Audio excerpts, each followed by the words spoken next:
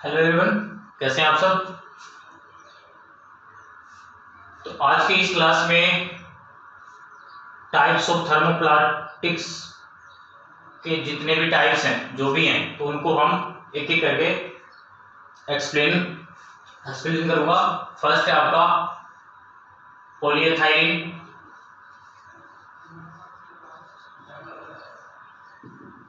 पॉलीएथाइलिन तो पॉलीएथाइलिन को पॉलीथीन भी बोलते हैं और ये इथाइलिन का पॉलीमराइजेशन करके बनाया जाता है। तो इसी को लिखिए आप सब। इट इज ऑल्सो कॉल्ड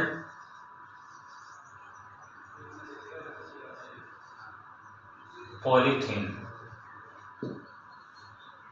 ठीक है, it is also called polythene और इसको बनाया जाता है पॉलीमराइजेशन ऑफ इथाइलिन से। इट इज ऑब्टेन्ड बाय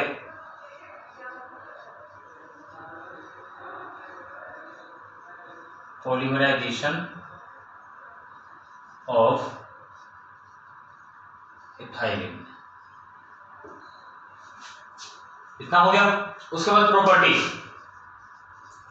तो थर्मोप्लास्टिक के टाइप्स पढ़ रहे हैं, तो प्रॉपर्टी में तो एक तो है ही कि ये सॉफ्ट होता है। ठीक है, तो property it has following property. देखिए, इलेक्ट्रिक इंसुलेटर हो गया, ये थर्मल इंसुलेटर होता है, कोरोजन रेजिस्टेंट। तो जो हार्ड प्लास्टिक जो आपने पढ़ा, थर्मोसेटिक प्लास्टिक पढ़ा, तो उसमें भी इलेक्ट्रिक इंसुलेटर आएगा, हीट इंसुलेटर या थर्मल इंसुलेटर बोल लीजिए, कोरोजन रेजिस्टेंट, स्ट्रेंथ से रिलेटेड। तो चार पांच जो प्रॉपर्टी है वो दोनों में मिलती जुलती रहती हैं। फर्क सिर्फ इतना होता है कि एक हार्ड होता है, एक सॉफ्ट होता है। तो बात करें पॉलीथीन की, पॉलीथीन की प्रॉपर्टी में केमिकल रेजिस्टेंट होता है, मॉइस्चर रेजिस्टेंट, ठीक है, electric insulator, thermal insulator, cheap होता है, फ्लेक्सिबिलिटी अच्छी होती है।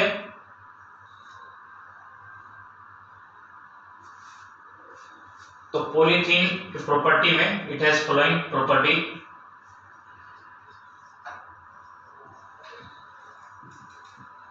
फर्स्ट आपका it is soft,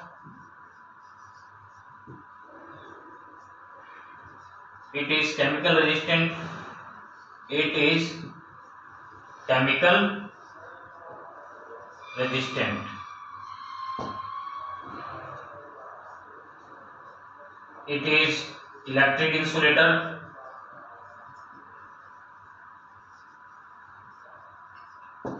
electric insulator होता है, थर्मल इंसुलेटर भी, थर्मल इंसुलेटर होता है, it is thermal insulator, cheap, it is cheap. Dielectric strength भी इसकी अच्छी होती है। इट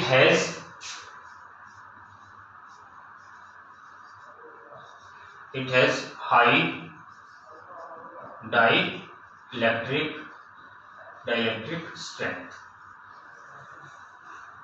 तो ये आपका एक प्रॉपर्टी हो गया है, इसको नोट डाउन कीजिए।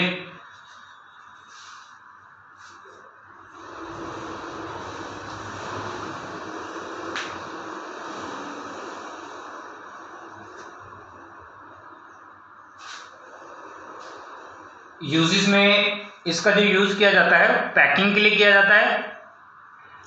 पैकिंग बैग्स हो गया, डस्टबिन जो होते हैं इसी के बनाए जाते हैं, डस्टबिन, टॉयज हो गए इसी के बनाए जाते हैं, बॉटल्स हो गया इसी के बनाए जाते हैं। तो नेक्स्ट है आपका इसका पॉलीथाइलिन का यूजेस। तो पॉलीथाइलिन के यूज में मैं पहले इसको रख कर देता हूं प्रॉपर्टीज को।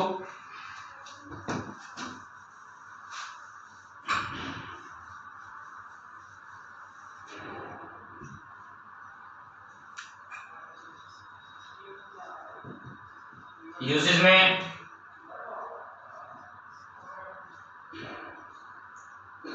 पैकिंग बैग,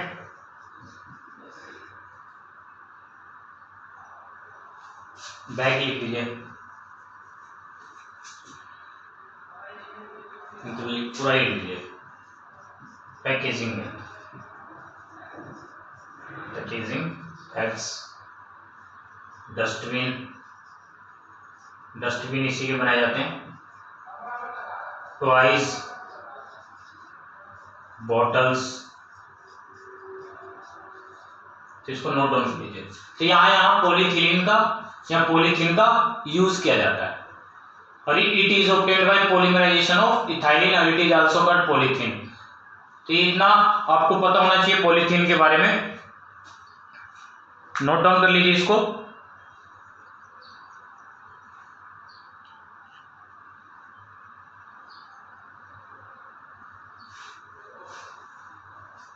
ठीक है, नेक्स्ट है आपका पॉलीथीन, पॉलीथाइलिन के बाद पॉलीस्टाइरीन, पॉलीस्ट्रेन। नेक्स्ट है बी जो है आपका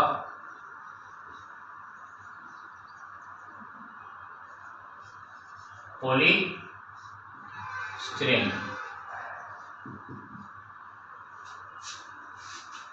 पॉलीस्टाइरीन। तो पॉलीस्टाइरीन को, इसको भी स्टाइरीन के द्वारा ही ऑब्टेन किया जाता है। स्टाइरीन को हम पॉलीमराइजेशन करते हैं स्टाइरीन को।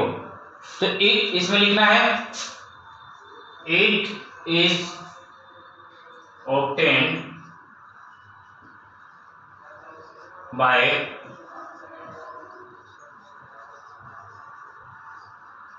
Polymerisation of styrene. ठीक है, इससे पिछले में भी आपने पढ़ा, डेफिनेशन जो है ना सेम ही मिलेगा आपको, बस नाम अलग अलग रहेंगे। जैसे उससे पहले पढ़ा it is obtained by polymerisation of, पहले में था इथाइलिन था ना, तो नाम में ही डेफिनेशन छुपा हुआ है। It is obtained by polymerisation of styrene, देखिए यहाँ लिखा है ना स्टीरीन, पॉली, तो यहीं से पॉली पूरा नाम लिख लीजिए, पॉलीमराइजेशन किसका, स्टीरीन का, तो हो गया। प्रॉपर्टी की बात करें तो ये ब्रिटल होता है, तो ब्रिटल होगा तो ये हार्ड भी होता है, ब्रिटल होता है, हार्ड होता है, डायमेंशनली स्टेबल रहता है, केमिकल रेजिस्टेंट होता है, मॉइस्चर रेजिस्टेंट होता है। तो नेक्स्ट है आपका प्रॉपर्टीज। तो इसमें लिखना है it has following properties.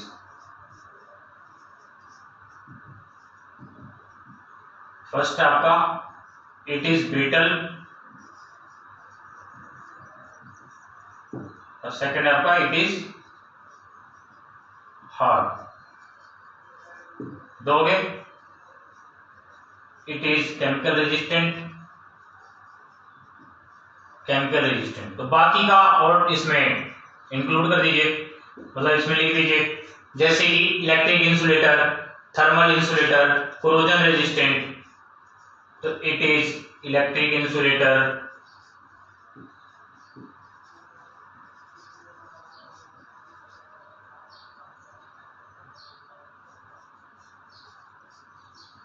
Thermal insulator.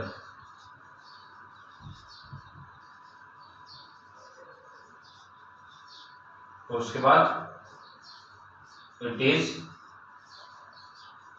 Corrosion resistant.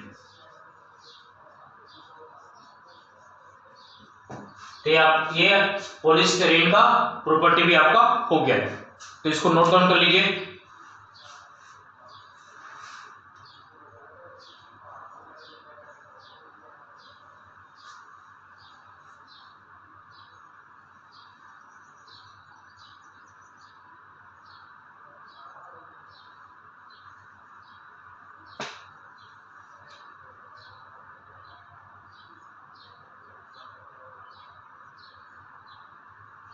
इसके यूज की बात करें तो इसका यूज जो किया जाता है मेकिंग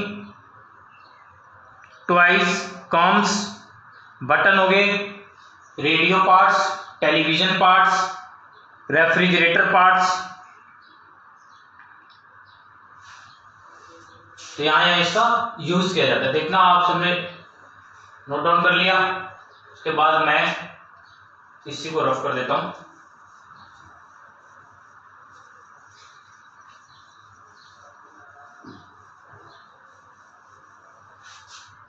नेक्स्ट आपका इसी का यूजेस। इसमें बहुत सारे यूज हैं, लेकिन वैसे लिख देता हूं मैं आपको। Radio parts,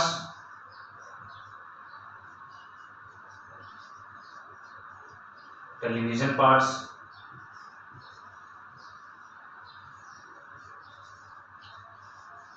refrigerator parts,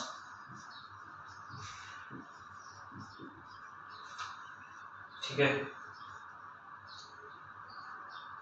corms, buttons, है ना, इसी के बनाए जाते हैं। टॉयज हो गया,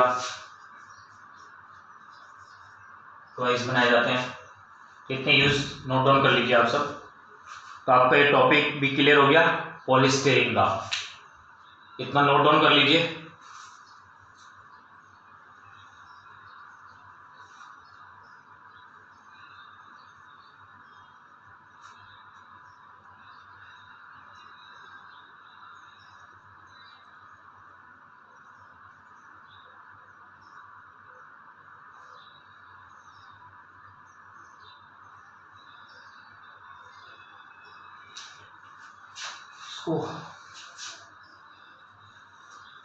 रफ कर देता हूं।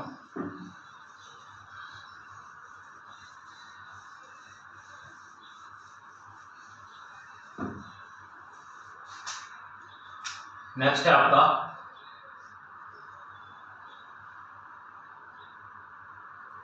सी एक्रिलिक रेजिन। ठीक है, तो इसको जो ऑब्टेन किया जाता है पॉलीमराइजेशन ऑफ एक्रिलिक एसिड या एस्टर से या एक्रिलिक एसिड से इसको प्रोड्यूस किया जाता है। इनका मतलब पॉलीमराइजेशन करते हैं तब जाके बनता है। तो लिखना है इसमें it is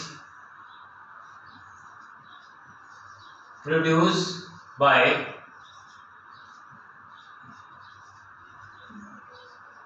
polymerization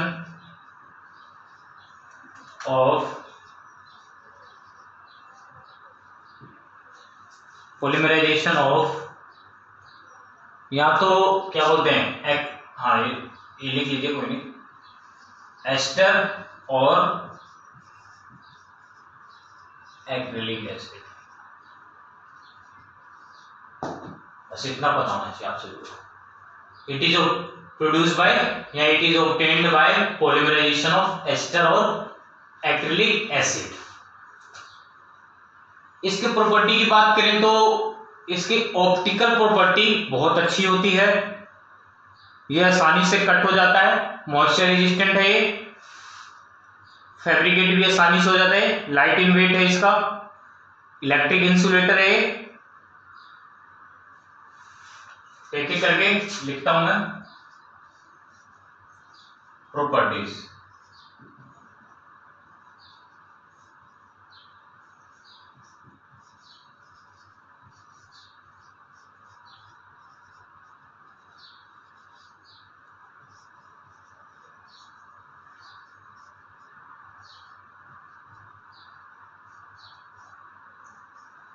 It has good optical properties,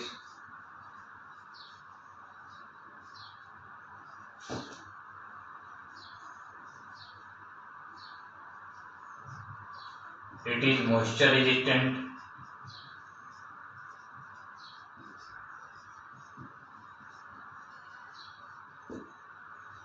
it can easily cut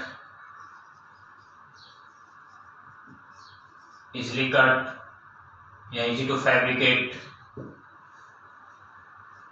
light in weight, तो it is light in weight, it has good strength,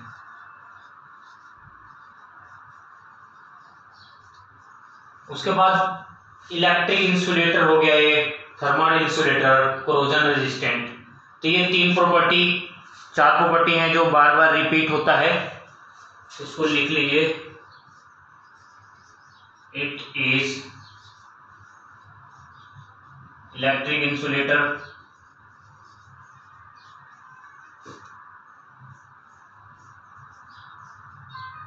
it is heat insulator.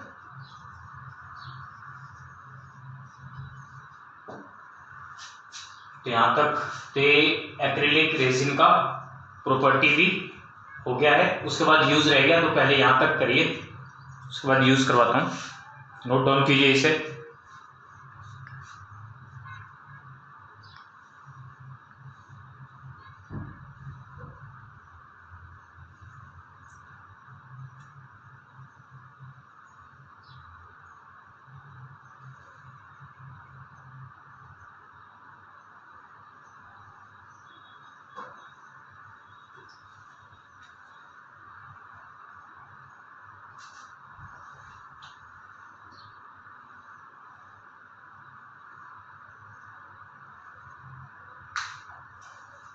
उसके बाद इसका जो यूज है, तो यूज में देखिए सेफ्टी ग्लास बनाए जाते हैं, रूफ लाइट फिटिंग या रूफ लाइट्स में इसका यूज किया जाता है, एरोप्लेन विंडो में इसका यूज किया जाता है,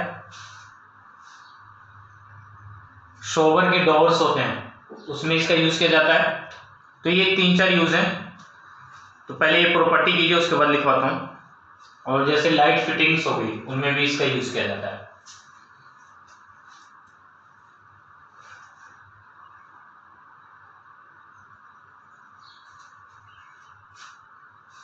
इसको रफ कर दो, इसी को रफ कर देता हूं।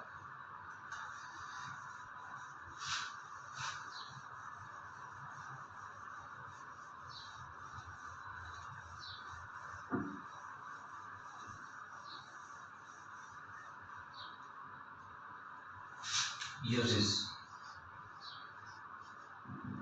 इट हैज फ्लोइंग यूजेस भी लिख सकते हैं आप सब। इसमें सेफ्टी ग्लासेस, ठीक है, roof lights, lights fitting, lights,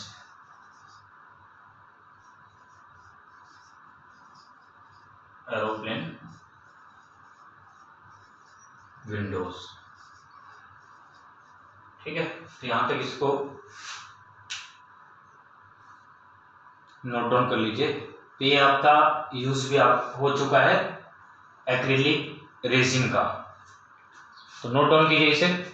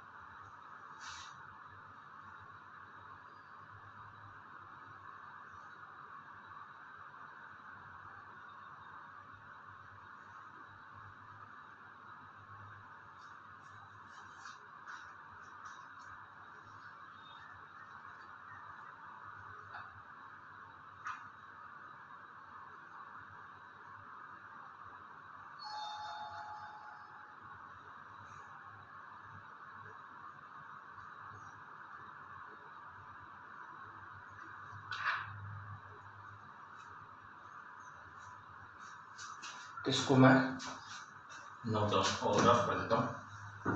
next है आपका topic vinyl, vinyl resin. Fourth है आपका विनाइल रेजिन।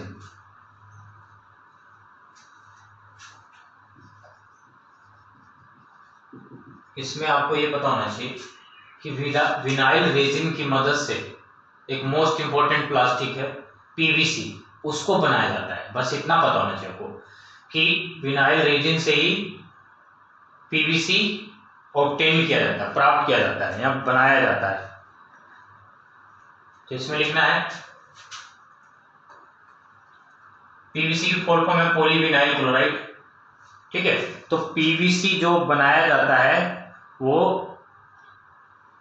विनाइल रेजिन के द्वारा बनाया जाता है। तो इसमें लिखना है polyvinyl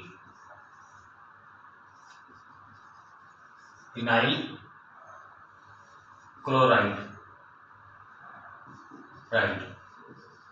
is produced by vinyl resin। ठीक है, और पीवीसी की बात करें तो आप सभी ने देखा भी होगा इसको, पीवीसी के बहुत जगह यूज हैं। तो पहले इसके प्रॉपर्टी के बारे में पढ़ते हैं। तो प्रॉपर्टी में देखिए ये लाइट इन वेट होता है, स्ट्रेंथ अच्छी होती है इसकी। ठीक है, electric insulator, corrosion resistant, rigid होता है, रिजिड भी होता है, फ्लेक्सिबल भी होता है, वेदर रेजिस्टेंट होता है, मॉइस्चर रेजिस्टेंट भी बोलते हैं। नेक्स्ट है इसका प्रॉपर्टी।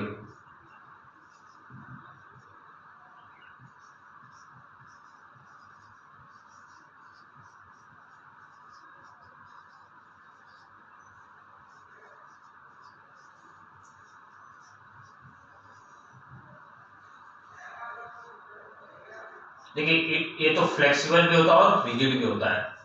तो इट इज रिजिड और फ्लेक्सिबल दोनों में भी अवेलेबल है। सेकंड है it is whether resistant.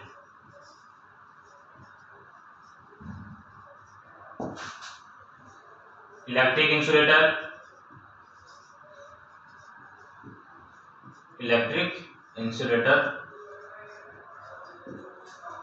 Thermal insulator,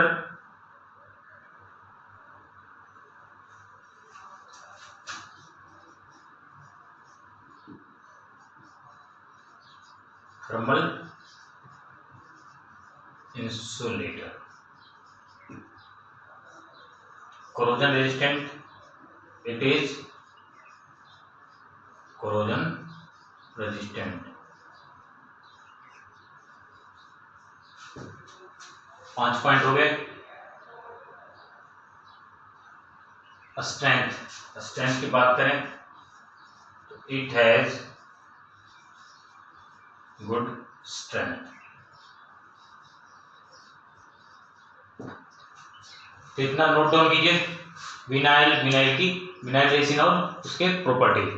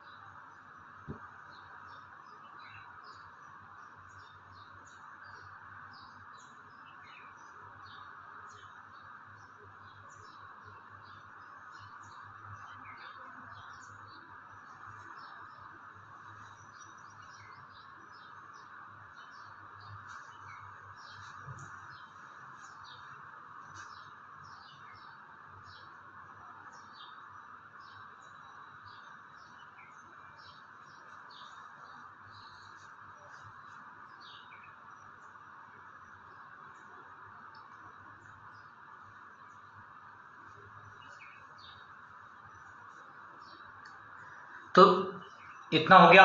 उसके बाद इसका यूजेज है। तो यूजेज में देखिए water pipes, rain water pipes बोलते हैं, उसमें इसका यूज किया जाता है।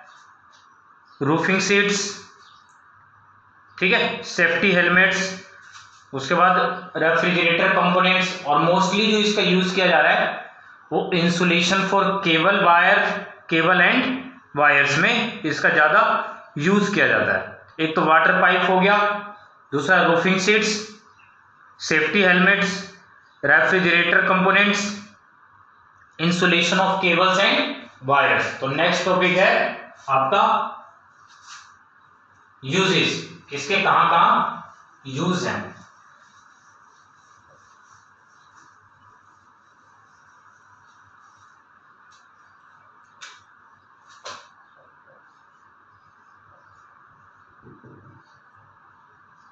यूजेस, तो यूजेस में देखिए पहला आपका rain water pipes, safety helmets,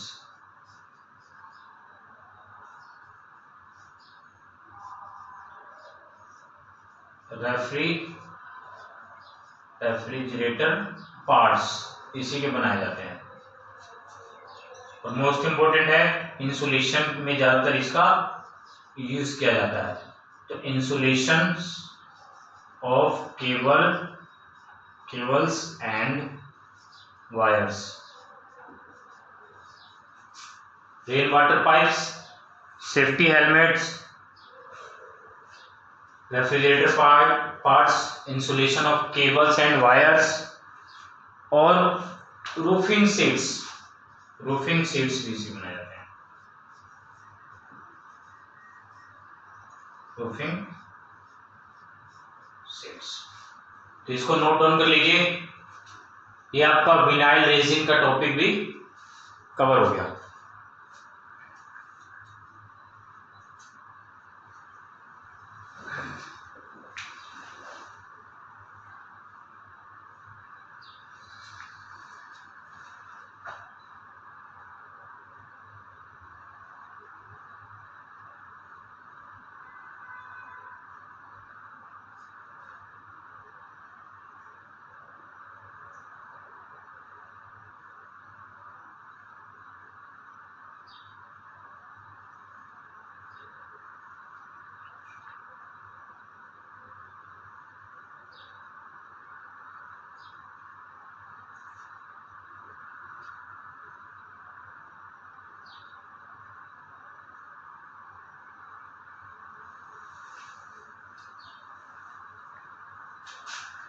ठीक है, तो इसको रफ कर देता हूं।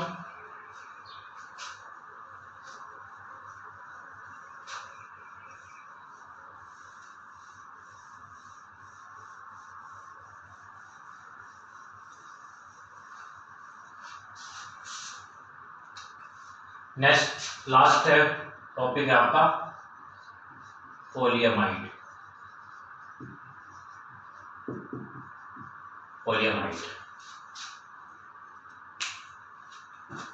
इसको हम या इसको नायलॉन भी कहा जाता है, ट्रेड नेम है, ठीक है। इट इज आल्सो कॉल्ड, या ट्रेड नाम से जाना जाता है nylon, it is also called nylon, इसको हम नायलॉन भी कहते हैं।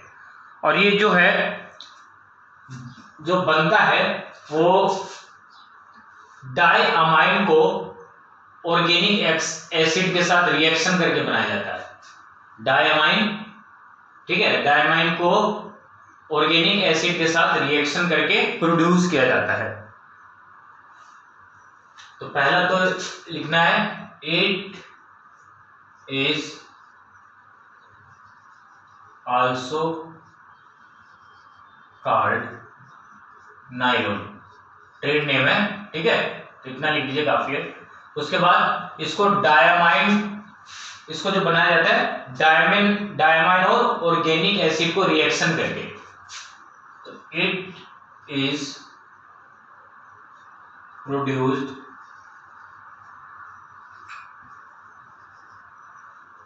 प्रोड्यूस्ड बाय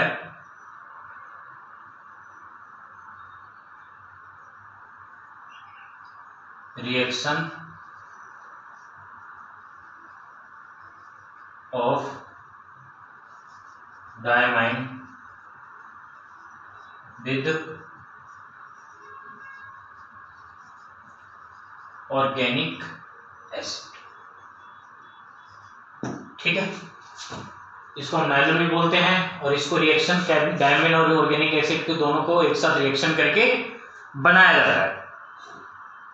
इसके प्रॉपर्टी की बात करूं तो इसकी टफनेस अच्छी होती है, ठीक है, और ये स्टिफ होता है, मतलब स्टिफनेस अच्छी होती है इसकी, और हाई टेम्परेचर स्टेबिलिटी बोल सकते हैं इसकी अच्छी होती है। एब्रेशन रेजिस्टेंट होता है, वियर रेजिस्टेंट भी होता है, एब्रेशन रेजिस्टेंट, वियर रेजिस्टेंट होता है, और इलेक्ट्रिक इंसुलेटर भी होता है, थर्मल इंसुलेटर होता है, कोरोजन रेजिस्टेंट होता है, जंग नहीं लगता जल्दी से इसमें भी। तो नेक्स्ट है आपका properties.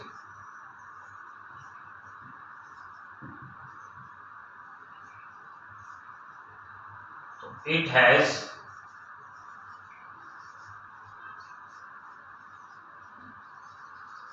Following properties.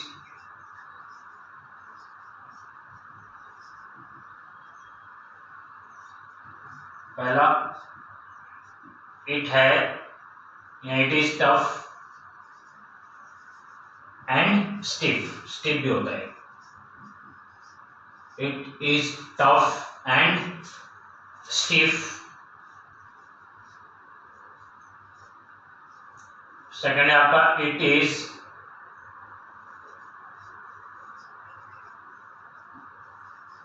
Abrasion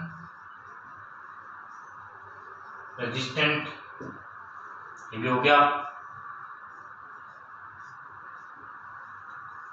it is wear resistant,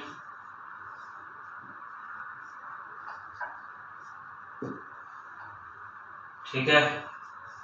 उसके बाद इट इज इलेक्ट्रिक इंसुलेटर,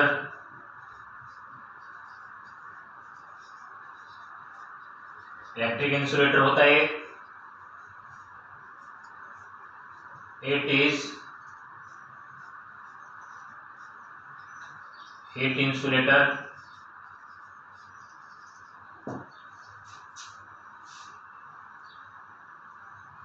उसके बाद it is water comma corrosion resistant, corrosion resistant भी होता है और ये वाटर रेजिस्टेंट भी होता है। इतना नोट डाउन कीजिए आप सब।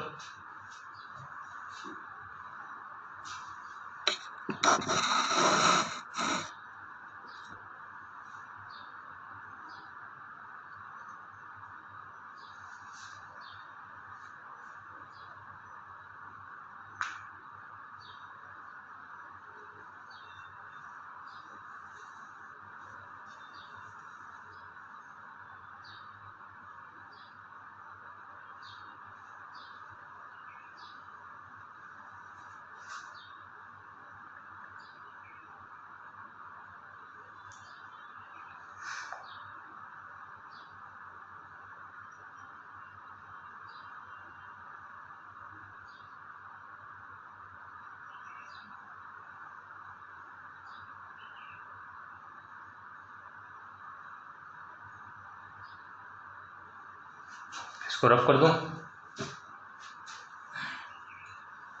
नेक्स्ट है इसकी यूज। तो इसका जो यूज किया जाता है बहुत ज्यादा इंजीनियरिंग कंपोनेंट्स में किया जाता है, जैसे कि जो गियर्स हैं इसी को बनाए जाते हैं, कुछ गियर, बुशेस, बेयरिंग, इनमें इसका यूज किया जाता है। रेनकोट, ठीक है, रेनकोट भी इसी के बनाए जाते हैं। कंटेनर्स में इसका यूज किया जाता है, केबल कवरिंग में इसका यूज किया जाता है। लिख देता हूं। अगला आपका इसका यूजेस। तो यूजेस में फर्स्ट है आपका गियर्स,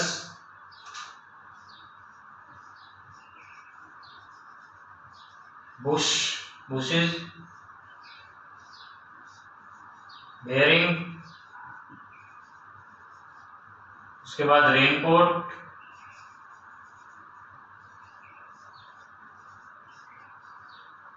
उसके बाद आपका कंटेनर्स। इसी के बनाए जाते हैं।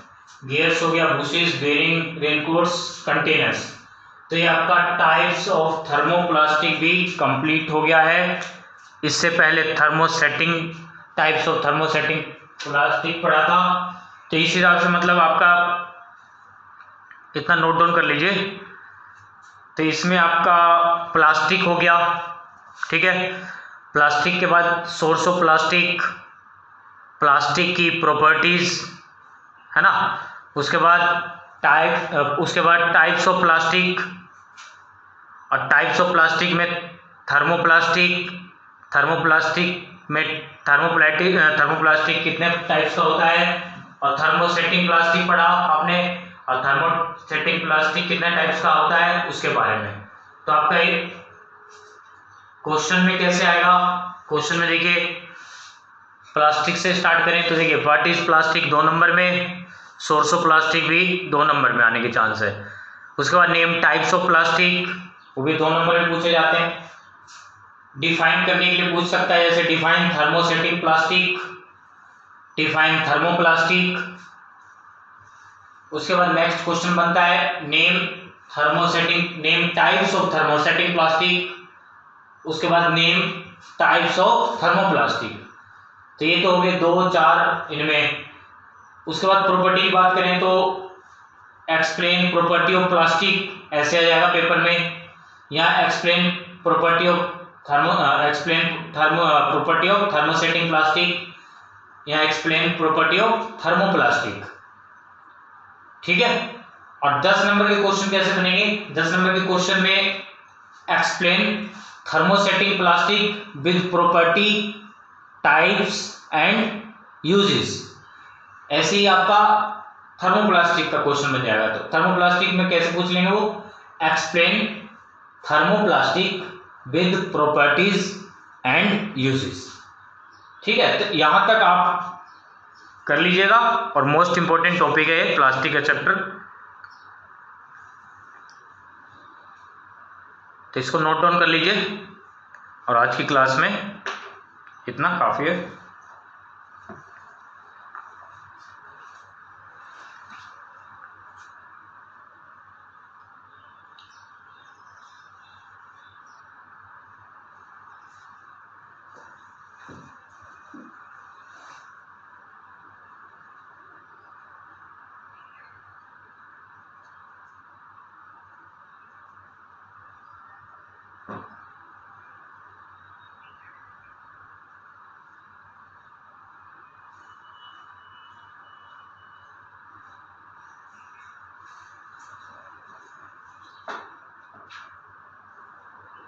कौन कर रहा है?